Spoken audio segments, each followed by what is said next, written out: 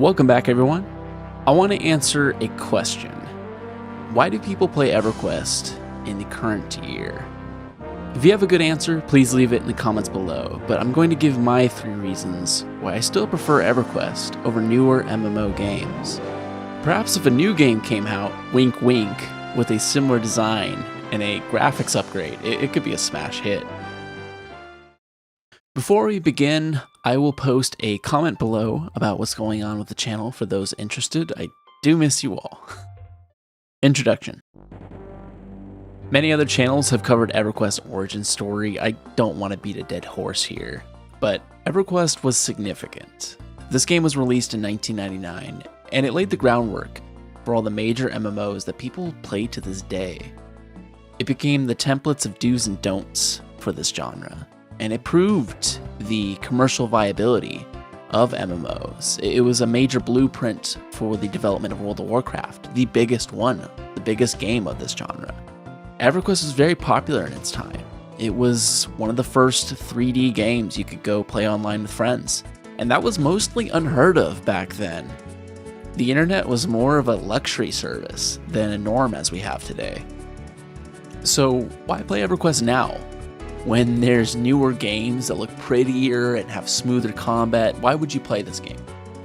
I would say just because the games are new does not mean they are better. Fun, sure, but lacking something. You can make a strong point that many new MMOs are just a rehash of World of Warcraft, a game that came out in 2004, and progression has been really slow in this genre. But EverQuest had novel features that were pushing this genre forward, and many of those features were abandoned in new games, perhaps a little too soon. Now, if you're interested in playing EQ, your experience playing EverQuest can vary tremendously. There are 3 versions of the game which play very differently. I talk about it in my beginner's guide video, so I would go there. Reason 1 why people still play EverQuest: class design and variety. Most games in this genre follow a strict Trinity design: 3 roles, ones that take damage, ones that deal damage, and ones that heal damage. So tanks, DPS, and healers. I have 2 gripes against modern MMOs. First gripe, this genre's been around since the 90s, yet there's only 3 roles, that's all we have. Or gripe number 2, on the other hand, there are some MMOs where classes are completely irrelevant. You can basically do everything. Classes lose all variety and meaning when a player can basically do it all: heal, tank, damage. And class design is critical in encouraging social interaction and making the game replayable. I see a lot of wasted potential here. So EverQuest has a Trinity at its core, but it's also more than that. There are other roles that can make or break encounters. At the core of this, EverQuest has very high difficulty for individual mobs. So let alone fighting 2 or more mobs, good luck. So too many mobs in camp is a quick way to wipe out. And because of this difficulty in encounters, EverQuest has classes, non-Trinity class roles, that are equally as important as tank, healer, and DPS. So what are those roles? Role number 4 is a puller. Oftentimes, mobs are clustered in packs, and if you aggro one mob, it'll pull everything, and it's a guaranteed way to wipe out your group. So some classes have specialized tools to help them split apart packs of mobs. Pullers control how many mobs come to camp and the rate that they get brought. They are critical. They keep the experience flowing, and they also balance safety and speed of encounters, how quick you gain experience versus how likely you are to die because you pull too much. Role number 5 is crowd control. So what happens when pulling goes wrong? It happens a lot. So you got a bunch of difficult mobs in camp, and they are shredding through your group mates. This is where crowd control comes in. Crowd control classes can temporarily take mobs out of the fight, or even make one a pet to help out with damage. And social interaction is key for this role. If teammates are not on the same page of what to attack, and they hit the wrong thing, it'll break that crowd control, and it'll just create chaos. It'll put more strain on the tank, and the healer will have the resources get drained quicker.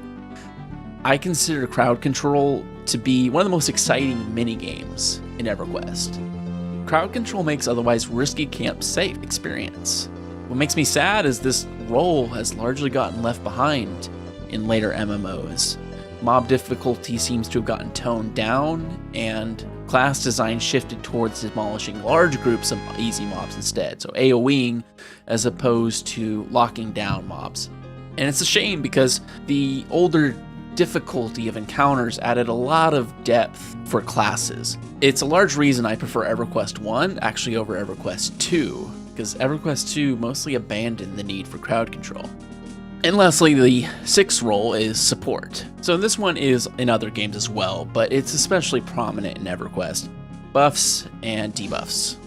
So in terms of buffs, some classes help out with resource regeneration. Mana regeneration can be painfully slow and limit how fast a group can plow through mobs.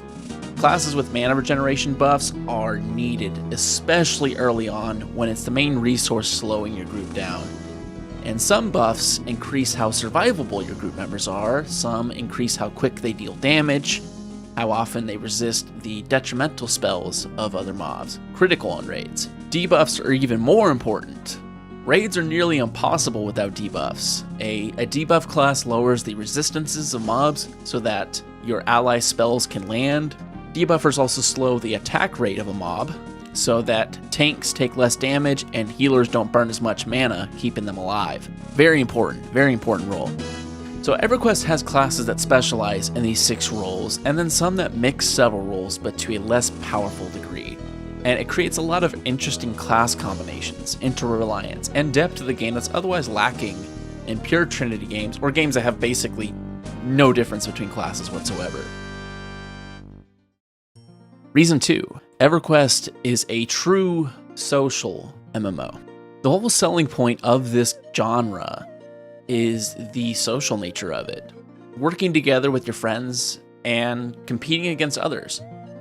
It can be some of the most fun you will ever have playing a video game. And unfortunately, many modern MMOs seem to have forgotten their roots. I might take flack for this, but I feel that many modern MMOs are really nothing more than glorified single-player games. They have social aspects tacked on as a second thought, not as a primary concern. And I like single-player games too, but what's the point of playing an MMO if it's 80% single-player? You know, it's kind of a waste of design. And the real fun is with the other players, not the bots and endless quest lines. This modern design philosophy, players are a lot less interreliant than they used to be. They don't work together as much. Interaction is much more rare, and that's oftentimes what makes these worlds feel so alive. Most, if not 80% of your experience is just going to be solo. And this is really missing the point of MMOs. MMOs were not meant to be single player. They were not meant to highlight the game itself per se. MMOs were meant to highlight the interactions you have with others, the stories that you make with your friends. The game is just the window dressing for the story you make with others. The drama, the successes, the failure you share with others is the real content of MMOs. That is what makes this genre so special. EverQuest design leaned into this. Mobs were difficult, if not impossible, to defeat alone. Your class could not do it all. Even if you could solo, it would still be 5 times slower and much riskier than to get help from others. So how else did EverQuest encourage interaction? 1. In early expansions, there was no universal fast travel. Distances were very long. Going to another area could take hours. It could be dangerous. EverQuest was notorious for having random higher level mobs roam through low level zones. So you'd be going through and just get smoked from a random path or out of nowhere, and then you have to start your journey all over again. So you had 2 choices. You could either risk running it for a long time, or get a quick teleport to a different area that only 2 out of the 14 classes had. And if you wanted that port, you had to go talk to a person, and you had to generally tip them for that service. Let's say you ran the distance. Only 4 out of the 14 classes had a run speed buff early on. it could shave off 30 minutes or more of travel time. So you could run the slow way, or you could talk to one of those run speed buff classes and give them a tip for a speed boost. Number 2, item marketplace. There was no automated marketplace for high value items. If you wanted to sell an item or buy an item, you had to go to a trader zone, a zone where a huge bunch of people congregated to shout out their wares. And if you wanted an item, you had to go talk to that person and negotiate. If you wanted to sell an item, you had to talk to that person as well. There was negotiation and actual economy in this game. Number 3, corpse recovery and reses. Death was painful in EverQuest. You would lose a lot of experience that could have taken 30 minutes to over an hour plus to acquire. It got worse the higher level you got. Your gear and items would also stay on the corpse. They could rot and be permanently deleted if you did not get back in time. You would have to make the long trek back to recover your corpse, exactly in the dangerous spot it was left in too. And 3 classes, they had resurrection spells. They could revive your corpse and give you some experience back so you didn't lose out on all that time. It could even bring you all the way back so you won't have to make that run, but you had to talk to someone to get that resurrection. You also generally had to tip that person. Number 4, making groups. So soloing is slow or outright impossible for some classes. Experience gain was generally quicker and much safer in groups. There was no group finder window. You had to actually reach out and talk to people in the area to create a group. The classes you picked mattered. Your group wouldn't work well if you didn't have a healer or a tank, generally speaking. And who you picked mattered also. Some people were just flat out bad players. Others were surgical. You would remember who was good and who was bad. Reputations existed on these servers. And it would help you decide who you wanted to team up with again or not. 5, crowd control. So like I mentioned before, individual mobs are already tough. What happens if you get too many? Crowd control class can handle the extra mobs, but that's not enough alone. If a mob is locked down but it gets hit wrongly, that mez will break. That mob will become active again and will start damaging the group. And it's really important that there's coordination and the DPS and the tank are on the same page so they're not hitting the wrong thing. And that takes communication. And lastly, 6, raid coordination. Some raids have special mechanics, require special healing, different techniques, tanks, pullers, healers, crowd control, DPS, support. They all need to be on the same page because a single mistake in some of these raids can end the fight for everyone. EverQuest, in many of its original designs, it was unforgiving, but in that difficulty, it fostered communication and player cohesion, unlike in many modern MMOs now.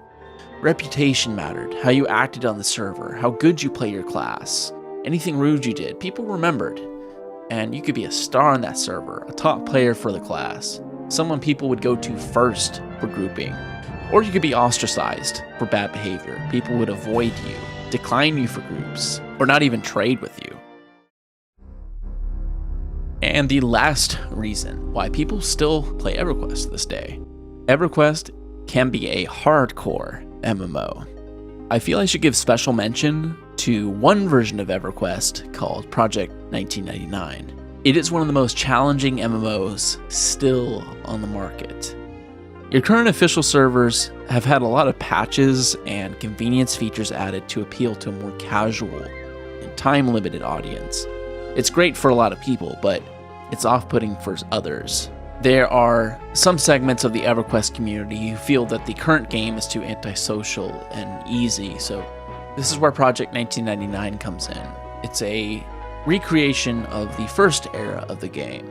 It tries to recreate the original experience of playing this game 2 decades ago, a time where mistakes were highly punished, mobs were even more dangerous alone, travel was slower and riskier, the lows were lower and the highs were even higher.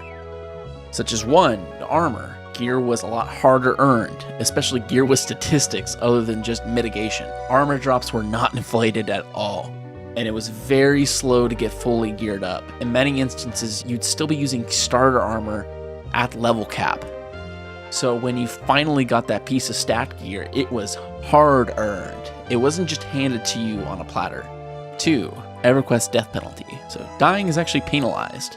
Your corpse and all your belongings will be left where you died at. You will lose a lot of experience. You'd be sent back to your bind point naked.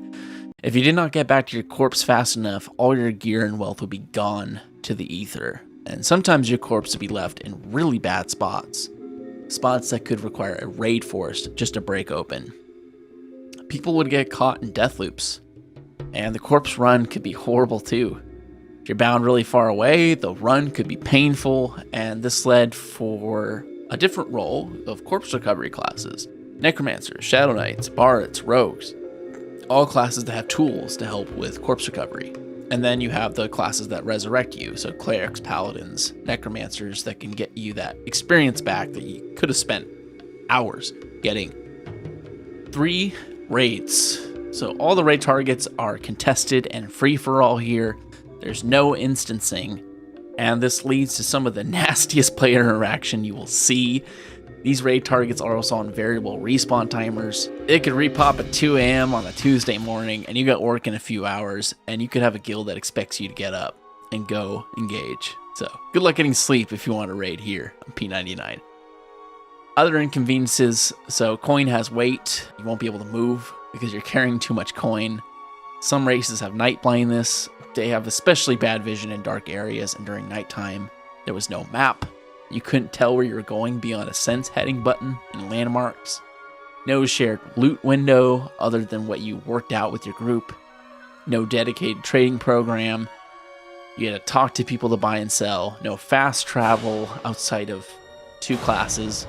Run speed was slow. Boat speed was slow. This game world, it feels huge because of the limitations it put upon you.